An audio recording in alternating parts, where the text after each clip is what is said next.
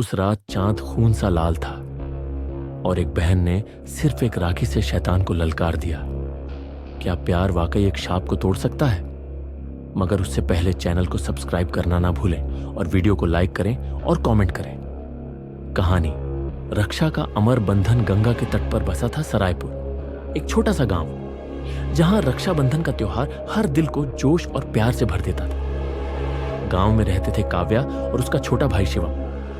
काव्या 17 साल की हिम्मती और समझदार लड़की थी जो अपने नन्हे शरारती भाई शिवम से बेहद प्यार करती थी। उनकी मां सालों पहले एक रहस्यमयी बीमारी में चल बसी थी और पिता जंगल में लकड़ी काटकर परिवार का पेट पालते थे। एक दिन रक्षाबंधन से ठीक पहले काव्या जंगल के उस प्राचीन मंदिर में गई जो गांव वालों के लिए डर और रहस्य का प्रतीक था। मंदिर सैकड़ों साल पुराना था और लोग कहते थे कि वहां एक शापित आत्मा का साया है। मंदिर के पास एक सूखा कुआं था जिसके बारे में दादी नानी की कहानियां थीं कि उसमें चमत्कारी जल था जो सच्चे मन की प्रार्थना को शक्ति देता है। काव्या को मंदिर के एक कोने में धूल से सनी एक किताब मिली। किताब में लिखा था कि अगर कोई सच्चे मन से राखी बनाए और उसे मंदिर के कुएं के जल से अभिमंत्रित करे तो वह राखी पहनने वाले को हर खतरे से बचा सकती है।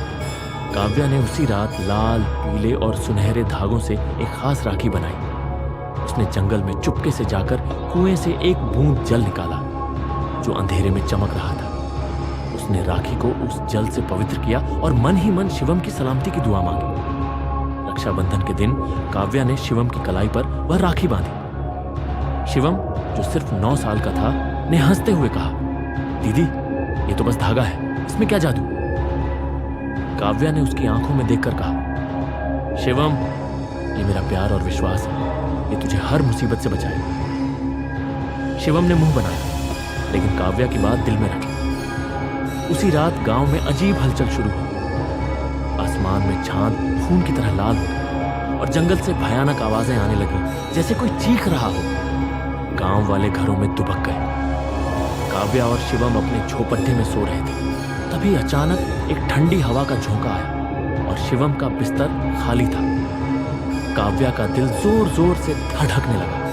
उसने बाहर देखा तो जंगल की ओर एक नीली रोशनी चमक रही थी। काव्या बिना वक्त गंवाए जंगल की ओर दौड़ी। मंदिर के पास पहुंचते ही उसने देखा कि शिवम एक चमकते हुए नीले गोले में कैद है और सामने एक विशालकाय छाया खधी है। उसकी आंखें आग की तरह जल रही थीं और उसका काला लबादा हवा में लहरा रहा था।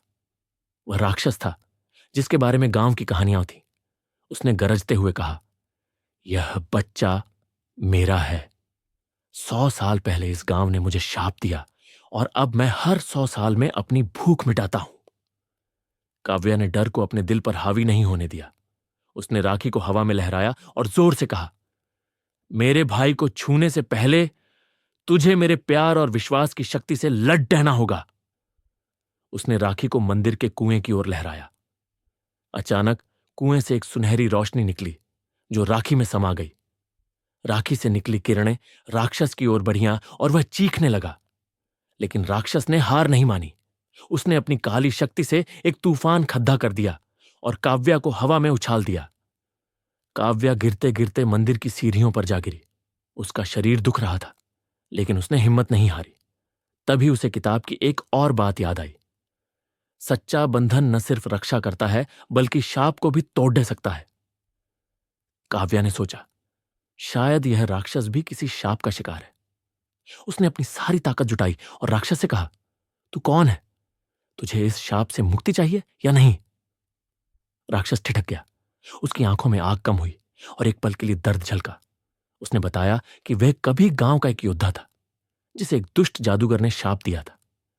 हर 100 साल में वह जागता था और अनजाने में बच्चों को नुकसान पहुंचाता था।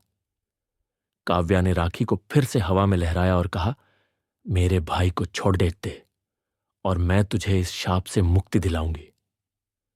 राखी की सुनहरी रोशनी अब और तेज हो गई। काव्या ने कुएं के जल को राक्षस पर छिड़का और एक जोरदार धमाके के साथ राक्षस की छाया गायब हो गई। उसकी जगह एक थका हारा योद्धा खड़ा था जिसने काव्या को धन्यवाद दिया और कहा, तुम्हारे बंधन ने मुझे मुक्ति दी। वह हवा में विलीन हो गया। शिवम गोले से आजाद होकर काव्या के गले लग गया।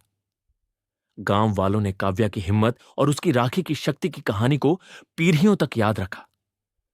हर रक्षाबंधन पर गांव में यह कहानी सुनाई जाती कि कैसे एक बहन के प्यार और विश्वास ने न सिर्फ अपने भाई को बचाया, बल्कि एक शापित आत्मा को भी मुक्ति दिलाई। मोरल: रक्षाबंधन का बंधन सिर्फ धागा नहीं, बल्कि प्यार, विश्वास और बलिदान का प्रतीक है, जो असंभव को भी संभव बना सकता है।